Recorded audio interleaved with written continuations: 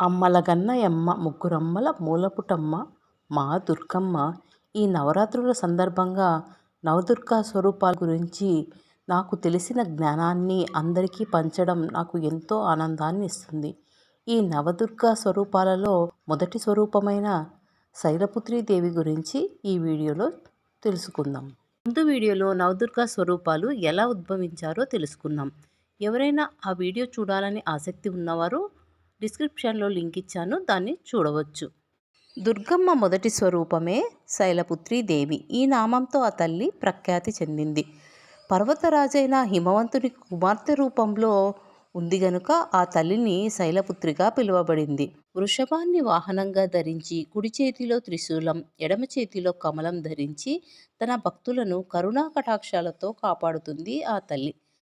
నవదుర్గలలో మొదటగా చెప్పబడే శ్రీ దుర్గాదేవే ఈ శైలపుత్రి దేవి. పూర్వజన్మలో ఈమె దక్ష ప్రజాపతి పుత్రికగా అవతరించింది.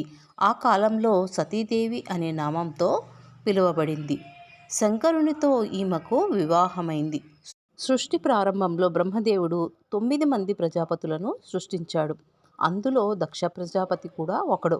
ఆయన ఒకానొక సమయంలో మహాయాగం చేశాడు.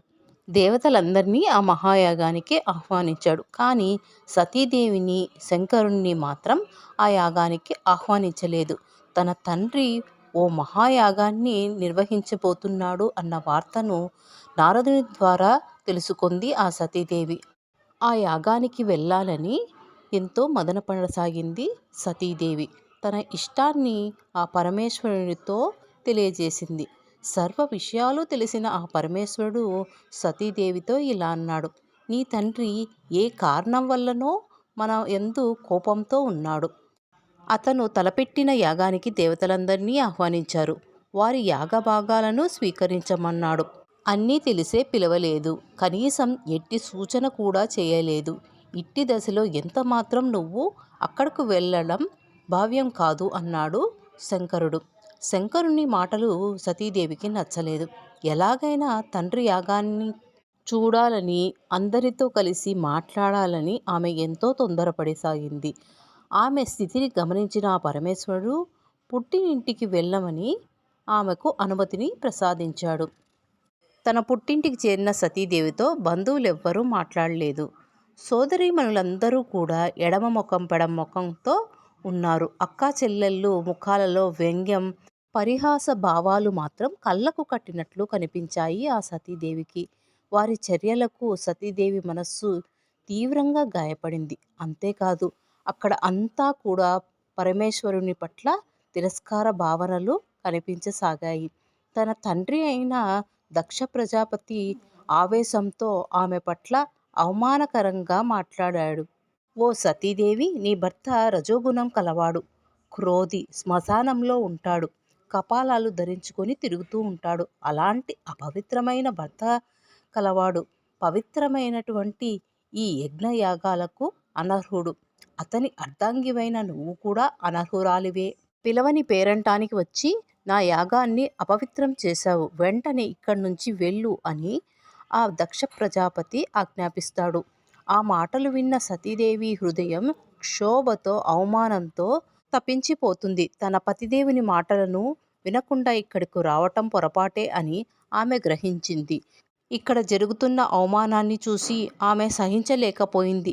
వెంటనే ఆమె యాగాగ్నిలో దూకి తన దేహాన్ని భస్మం చేసుకుంది.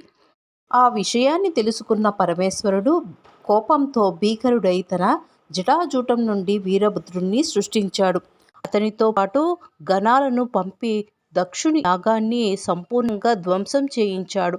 యోగా దేహాన్ని దగ్ధం చేసుకున్న ఆ సతీదేవి తర్వాత జన్మలో పర్వతరాజైన హిమవంతుని పుత్రికగా జన్మించింది.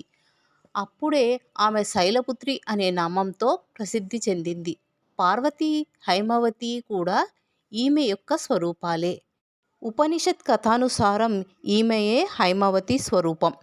ఈమె దేవతలందరి గర్వాన్ని అణచివేసినట్లు ఉపనిషత్తుల్లో పేర్కొనబడింది. శ్రీదేవి వివాహం ఆ పరమేశ్వరుడితో జరిగింది. పూర్వజన్మలో వలనే ఈ జన్మలో కూడా ఆమె శంకరుని అర్ధాంగిగా విశేష ఖ్యాతి పొందింది. నవదుర్గలలో ప్రథమ దేవత అయిన ఈ శైలపుత్రి దేవి యొక్క మహత్యాలు, శక్తులు అనంతాలు. భక్తులందరూ నవరాత్రుల్లో మొదటి రోజు శైలపుత్రి దేవిగా పూజిస్తారు. మీకు ఈ వీడియో నచ్చినట్లయితే లైక్ చేసి సబ్స్క్రైబ్ చేయండి. అందరికీ ఆ శైలపుత్రి దేవి అనుగ్రహం అనేది కలగాలని కోరుకుంటూ ఓం దుమ్ దుర్గాయై నమః.